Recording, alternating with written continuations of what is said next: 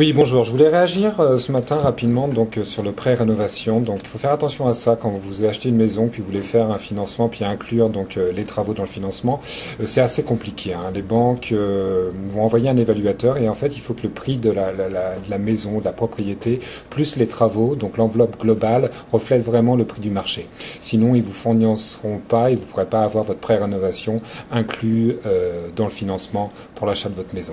Donc, il faut vraiment bien faire attention à ça. Puis, il y a un autre point important, les gens ne le savent pas toujours. En fait, quand on vous accorde un prêt rénovation, disons qu'on vous accorde 20 000, 30 000 dollars pour rénover votre maison ou la maison que vous allez acheter.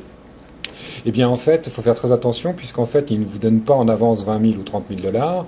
Ils vont vous rembourser au fur et à mesure de l'avancement des travaux. Donc, vous allez être obligé de leur présenter les factures des travaux et après, ils vous rembourseront. Donc, en termes de liquidité et puis de cash flow, il faut vraiment faire attention à ça puisque vous allez, même si vous avez un prêt rénovation accordé à 20 à 30 000 dollars, il va falloir quand même avancer l'argent pour que les travaux soient faits et vous ferez rembourser après par la banque.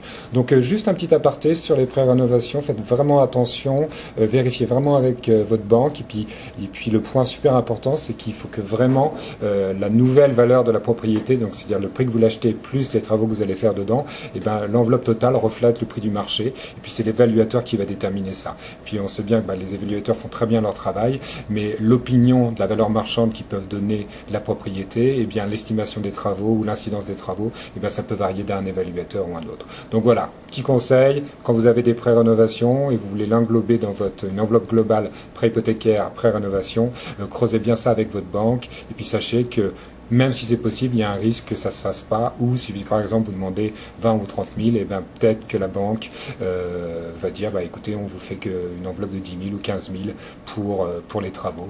Et bien important, c'est à vous d'avancer les montants pour les travaux, et au fur et à mesure de l'avancement des travaux, il faudra montrer des preuves de l'avancement de ces travaux, c'est-à-dire les factures, et à ce moment-là, la banque va débloquer les fonds. Voilà, c'était tout sur le prêt rénovation, faites bien attention parce que ça peut compliquer les choses. Voilà, à bientôt, au revoir.